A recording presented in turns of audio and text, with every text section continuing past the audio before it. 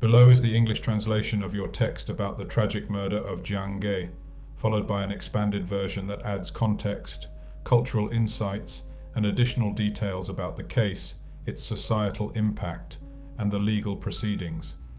The translation preserves the original tone and structure, while the expansion enhances the narrative with deeper analysis and background information, ensuring the text remains comprehensive and engaging.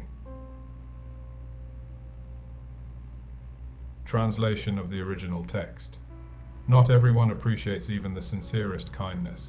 Some people behave so brazenly that they feel entitled to control others' lives. Jiang Ge was born in 1992.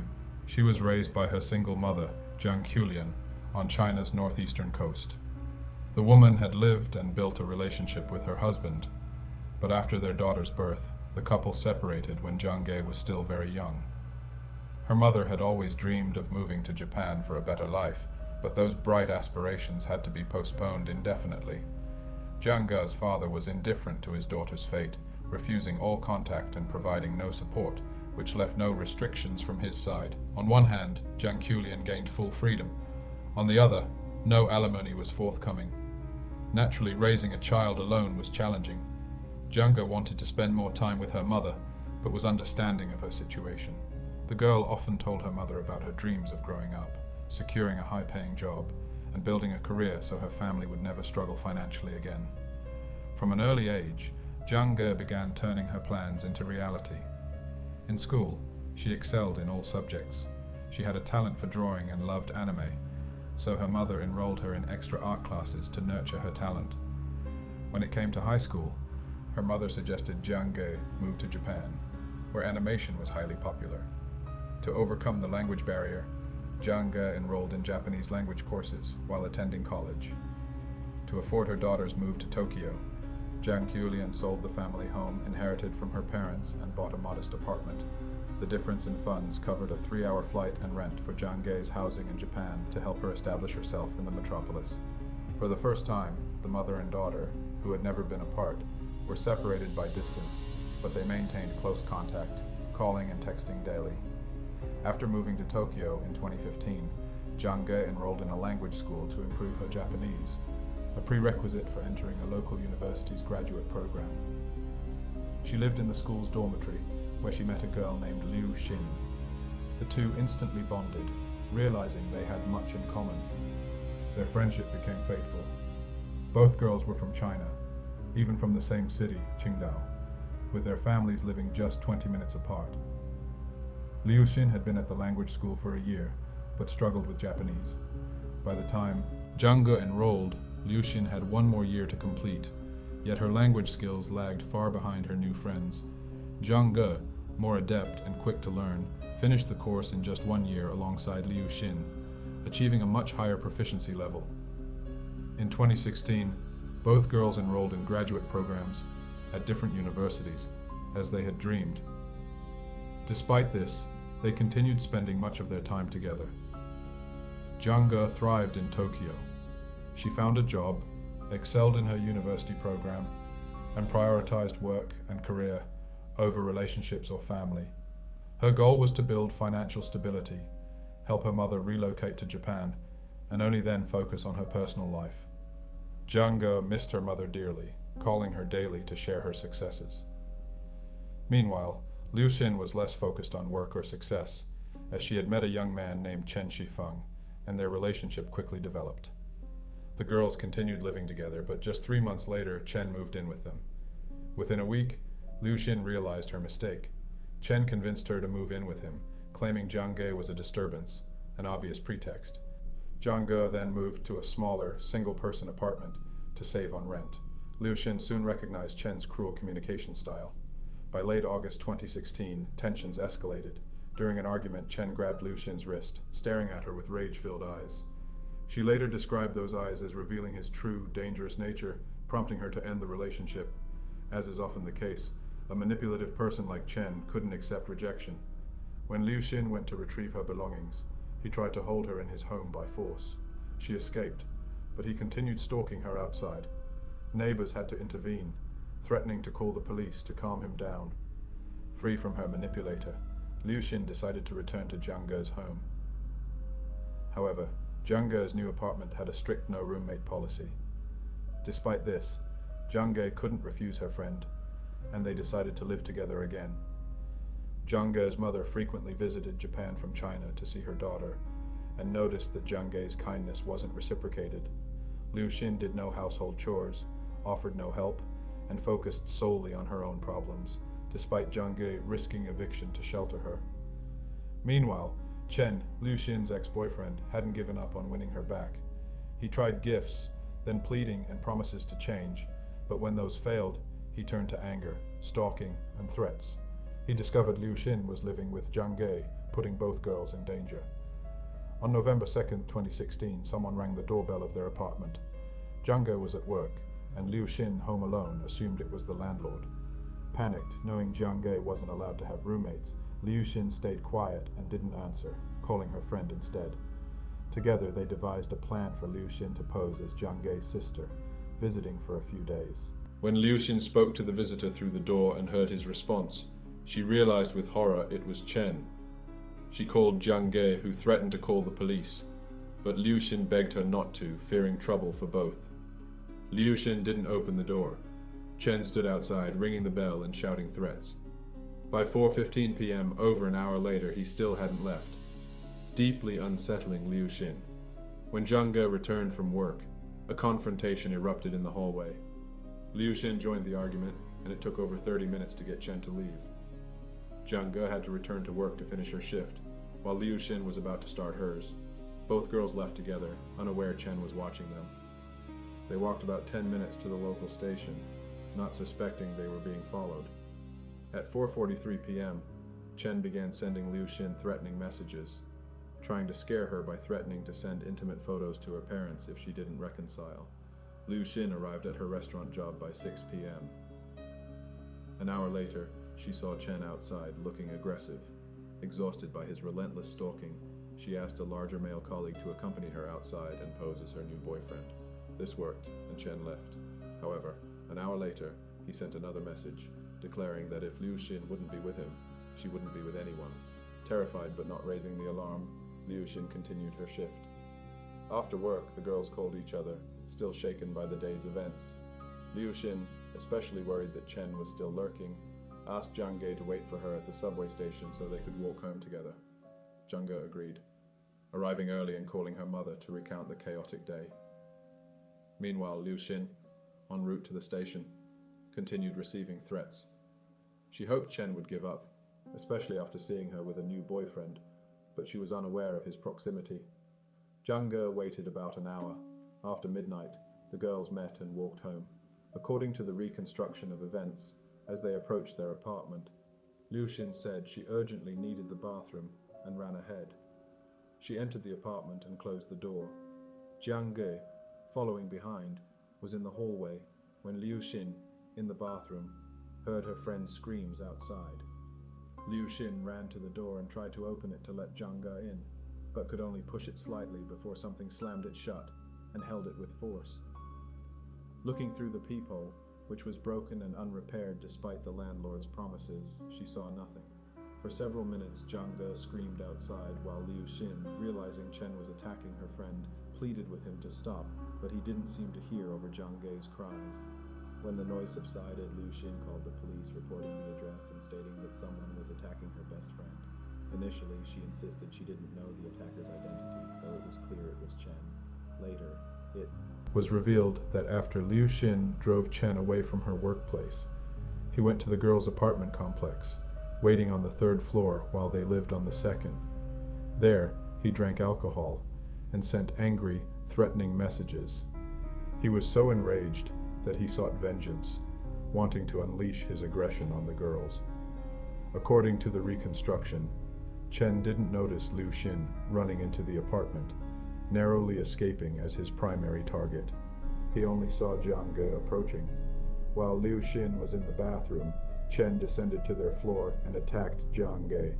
During the confrontation, as Jiang Ge tried to protect her friend, Chen pulled out a large knife, stabbing her 12 times in the neck and delivering a final slash to her throat. Jiang Ge quickly lost strength, collapsed, and went silent, while Chen fled, leaving her to bleed out. When Liu Xin called the police, they instructed her to stay inside and not open the door, which she did. Paramedics and police arrived, provided aid, and rushed Jiang Ge to the hospital. Despite their efforts, on November 3, 2016, at 2:25 a.m., 24-year-old Jiang Ge succumbed to her injuries and blood loss. Liu Xin was unharmed, which raised suspicions. That morning, she was taken to the police station for questioning. She claimed she couldn't see what happened outside due to the broken peephole and lacked the strength to push Chen, who was holding the door shut, to help her friend. An elderly neighbor, watching through her peephole, saw a young man gesturing animatedly, but didn't witness an attack, only hearing screams and seeing him arguing emotionally. When Jiang Ge's mother was informed of her daughter's death, she initially refused to believe it, trying to call her daughter, who didn't answer. When she contacted Liu Xin, asking, "Liu, what's going on?" Liu Xin, still at the police station, withheld details, unaware Jiang Ge had died. When police informed her, Liu Xin reacted with eerie calm, as if her friend's fate didn't affect her. In the following days, she didn't call Jiang Ge's mother or engage with the grieving woman seeking answers, ignoring her entirely. Nearly a day passed before Liu Xin responded, saying she'd explain later, as she was focused on helping police catch the killer. This behavior outraged Jiang Ge, whose daughter had sacrificed her life to save Liu Xin, yet received no gratitude. Furious, Jiang Ge posted on a popular Chinese social media platform, detailing how her daughter was killed by Liu Xin's ex-boyfriend. The post sparked mixed reactions. Some supported the grieving mother who had lost her only child and wanted to advance the investigation. Others were outraged by Liu Xin's apparent indifference, suspecting her involvement, even indirectly, in Jiang Ge's death, for not helping during the attack. The discussions reached Liu Xin and her family, prompting a strong reaction. Liu Xin contacted Jiang Ge, asking her to stop posting her name and details. Public opinion had turned against Liu Xin, with many supporting the mother and believing Liu Xin was complicit, if only indirectly, as Chen was the clear culprit. A day later, Liu Xin told Jiang Ge she wasn't ready to meet, claiming she feared revealing details until the killer was caught. Jiang Ge saw this as disrespect and continued her online campaign to draw attention to her daughter's case, fearing it might stall in a foreign country. Unwilling to stop, she pressured Liu Xin, escalating tensions within a week. Liu Xin, enraged, threatened to stop cooperating with police if her name kept appearing online. Liu Xin's family also contacted Jiang Ge, asking her to stop sharing details with strangers. Liu Xin then appealed to the public online for understanding and support, but her credibility was already damaged, with many believing she was involved in the murder. Due to this, Liu Xin refused to attend Jiang Ge's cremation on November 11th, which was the final straw for Jiang Ge. Liu Xin later claimed she was present, but stayed outside to avoid journalists, though no one saw her. Her refusal to engage with Jiang Ge's family fueled further condemnation. Meanwhile, 25-year-old Chen remained at large until his arrest on November 24th, 3 weeks after the murder. Threatening messages he sent to Liu Xin made him the prime suspect from the start. On December 14th, Chen was charged with premeditated murder. Liu Xin and Jiang Ge returned to China with Jiang Ge's ashes for burial. Jiang Ge, believing the case was nearing resolution with Chen's arrest, expected Liu Xin to share details, but Liu Xin continued ignoring her requests. Jiang Ge spent the Lunar New Year alone in an empty home, grappling with her loss and nearly losing hope. During the holiday, she resolved to seek justice for her daughter at all costs. By May 2017, tensions between Liu Xin and Jiang Ge escalated further. Jiang Ge took extreme measures, publicly sharing Liu Xin's and her family's personal information, including addresses and phone numbers. This prompted an immediate backlash, with Liu Xin's family receiving insults and threats. They threatened to sue Jiang Ge for harassment, but she was undeterred, focused only on justice for her daughter. Liu Xin's parents, exhausted by the pressure, angrily suggested Jiang Ge's short life was her fate, an insult Jiang Ge couldn't bear. By August 2017, she was distributing flyers on the streets, detailing Liu Xin's family information to draw attention to the tragedy and pressure Liu Xin to testify against Chen in court. Her efforts paid off, as Liu Xin finally agreed to meet Jiang Ge by late August, recounting the murder in detail during a live-streamed meeting. Jiang Ge didn't apologize for her campaign, questioning why a key witness had remained silent for so long. She simply wanted to know her daughter's final moments to find peace. Despite Liu Xin's apologies, Jiang Ge didn't forgive her, believing Liu Xin was too cold towards someone who had helped her immensely and even died for her. Jiang Ge then shifted her focus to Chen, launching a campaign for the death penalty. She returned to Tokyo, and by December, when hearings were scheduled, she collected 4.5 million signatures from Chinese and Japanese supporters for the maximum punishment. During the hearings, Chen offered a different version of events, claiming he followed the girls from the station and they ran when they saw him. Liu Xin, he said, reached the apartment first, locked herself inside, and didn't let Jiang Ge in, who then argued with him. Chen claimed he only held her against the wall to reach Liu Xin, but when he realized Liu Xin was calling the police, he stabbed Jiang Ge in a fit of rage. His story later changed, alleging Jiang Ge attacked him with a knife first, and he killed her in self-defense. However, 12 stab wounds, defensive injuries, and a slit throat contradicted this claim.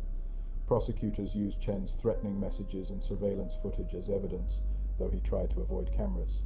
Chen later claimed both girls entered the apartment, but Liu Xin pushed Jiang Ge out before locking the door, insisting he didn't block it, as his target was Liu Xin. Jiang Ge believed Liu Xin's silence stemmed from withholding the full truth. On December 20th, 2017, Chen Shifeng was sentenced to 20 years in prison in Japan. The jury unanimously found him guilty, with overwhelming evidence. After his sentence, he faces deportation to China. Notably, the death penalty, which Jiang Ge sought, was never considered, as Japan reserves it for serial killers or mass murderers.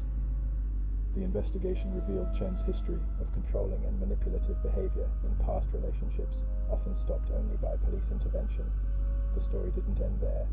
In February 2018, Jiang Ge received a message from Liu Xin, congratulating her on the new year and wishing prosperity to her family. Jiang Ge saw this as an insult, as her only family member, Jiang Ge, had been brutally killed. She confronted Liu Xin, sparking a heated online dispute. That same day, Liu Xin sent gifts, duck neck and pigeon meat. In Chinese culture, gifts carry symbolic weight, and Jiang Ge saw sinister implications, as her daughter's name sounded like pigeon in Chinese, and her fatal injury was to the neck. She viewed this as mockery. Liu Xin continued the insults openly, further escalating the conflict. Jiang Ge's campaign against Liu Xin's family gained traction, but it also backfired, as Liu Xin garnered supporters who sympathized with her.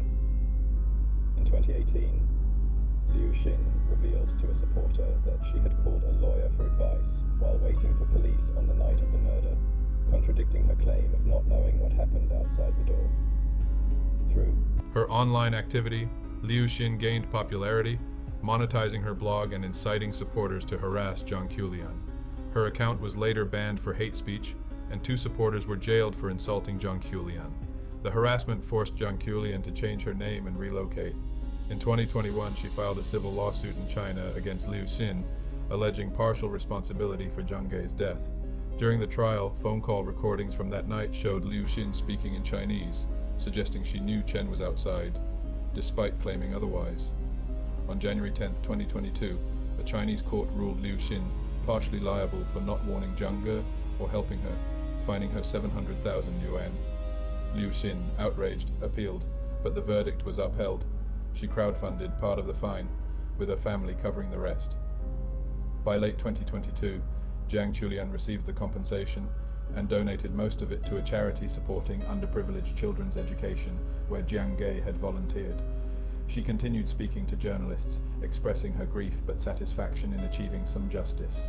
Chen will be released in 2037 at around 45 years old. Jiang Ge plans to file a civil lawsuit against him in China upon his deportation, intending to donate any compensation to charity. If you enjoyed my work, subscribe to the channel and like this video. Let's discuss this story in the comments. Don't forget to follow my Telegram channel for interesting crime news. Link in the description. Thanks and bye. Expanded content. To enrich the narrative, I've added historical and cultural context, further details on the legal and social dynamics, and insights into why this case resonated so deeply in China and Japan, all while preserving the original tone and structure. Cultural and historical context. The murder of Jiang Ge occurred at a time when Chinese students were increasingly studying abroad, particularly in Japan, a country with a strong reputation for education and opportunities in fields like animation. Jiang Ge's move to Tokyo reflected a broader trend of young Chinese seeking better prospects overseas, often at great personal and financial sacrifice. Her mother's decision to sell their family home underscores the immense pressure on single-parent families in China to provide for their children's futures, a cultural expectation rooted in Confucian values of filial piety and parental sacrifice. The case also highlights the challenges faced by international students, particularly women, navigating unfamiliar environments. Jiang Ge's willingness to risk eviction to help Liu Xin reflects a deep sense of loyalty and collectivism common in Chinese culture, where personal sacrifice for friends or family is highly valued. However, Liu Xin's perceived ingratitude and indifference struck a chord with the Chinese public, who saw it as a betrayal of these values. The public's outrage, amplified by social media platforms like Weibo, reflects China's growing digital culture, where public shaming and human flesh searches, online campaigns to expose personal information, can escalate personal disputes into national controversies. The role of social media. The Jiang Ge case became a media sensation in China, largely due to Jiang Qulian's relentless online campaign. Platforms like Weibo allowed her to share her grief and accusations, mobilizing public support, but also fueling a toxic cycle of harassment. Liu Xin's decision to engage with her supporters online, monetizing her story, mirrors a modern phenomenon where true crime cases become sources of personal branding or profit. This dynamic complicated the case, as Liu Xin's growing online presence contrasted with Jiang Qulian's portrayal of her as callous, further polarizing public opinion. Jiang Qulian's distribution of flyers and sharing of Liu Xin's personal information reflect a tactic known as doxing in Western contexts, but in China, such actions are often seen as a last resort for individuals seeking justice when legal systems seem unresponsive. Her persistence highlights the limitations of cross-border legal recourse, as the murder occurred in Japan, where Jiang Qulian had little influence, prompting her to turn to public pressure to keep the case alive. Legal and investigative details. The investigation into Jiang Ge's murder was relatively straightforward compared to cases like the Black Dahlia, thanks to modern technology. Surveillance footage, text messages, and witness statements quickly pointed to Chen Shifeng as the perpetrator. Japan's legal system, known for its high conviction rates and reliance on confessions, moved efficiently to charge and convict Chen. However, the decision not to pursue the death penalty reflects Japan's cautious approach to capital punishment, reserved for cases with multiple victims or extreme brutality, such as the 1995 Tokyo subway sarin attack. The civil lawsuit against Liu Xin in China is notable, as it demonstrates the differences between Japanese and Chinese legal systems. In Japan, Liu Xin faced no criminal charges due to lack of evidence of direct involvement. However, China's civil law allowed Jiang Qulian to pursue accountability for Liu Xin's inaction, reflecting a broader interpretation of moral and legal responsibility. The court's decision to fine Liu Xin 700,000 yuan, approximately $100,000 USD at the time, was significant, signaling that failure to act in a life-threatening situation could carry legal consequences, even if not criminal. Additional insights into Chen Shifeng's behavior. Chen Shifeng's behavior aligns with patterns of intimate partner violence and stalking, which are global issues but have unique cultural dimensions in China. His obsessive need for control, evident in his past relationships, reflects a broader societal challenge where domestic violence was historically underreported and stigmatized. In China, domestic violence laws were only formalized in 2016, the year of Jiang Ge's murder, indicating a legal system still grappling with such cases. Chen's ability to evade serious consequences in prior relationships until police intervention suggests systemic gaps in addressing repeat offenders. Liu Xin's role and public perception. Liu Xin's actions, or lack thereof, during the attack, remain a point of contention. The court's finding that she was partially liable hinges on her failure to warn Jiang Ge or attempt to intervene, despite knowing Chen's violent tendencies. The phone call to a lawyer while Jiang Ge was being attacked raises questions about her priorities, suggesting she may have been more concerned with her own legal exposure than her friend's safety. Her use of Chinese to address the person outside the door, as revealed in court, further undermines her claim of ignorance, as it implies she knew it was Chen, a fellow Chinese national. Public perception of Liu Xin as ungrateful or complicit reflects cultural expectations of reciprocity and loyalty. Jiang Ge's sacrifice, housing Liu Xin at great personal risk, made Liu Xin's apparent indifference particularly egregious in the eyes of many Chinese netizens. Her refusal to engage with Jiang Ge and her monetization of the tragedy fueled suspicions that she was exploiting her friend's death for personal gain. Jiang Ge's pursuit of justice. Jiang Ge's campaign for justice is a testament to a mother's grief and determination. Her willingness to confront Liu Xin and Chen Shifeng, even at the cost of personal harassment, reflects a broader trend of Chinese citizens using public platforms to seek accountability when institutional justice feels inadequate. Her donation of the lawsuit compensation to charity aligns with her daughter's values, turning a personal tragedy into a legacy of giving back. Legacy and broader impact. The Jiang Ge case has had a lasting impact on discussions about friendship, responsibility, and justice in China. It sparked debates about the moral obligations of friends in dangerous situations and the role of bystanders in preventing violence. The case also highlighted the vulnerabilities of young women studying abroad, prompting universities and communities to strengthen safety measures for international students.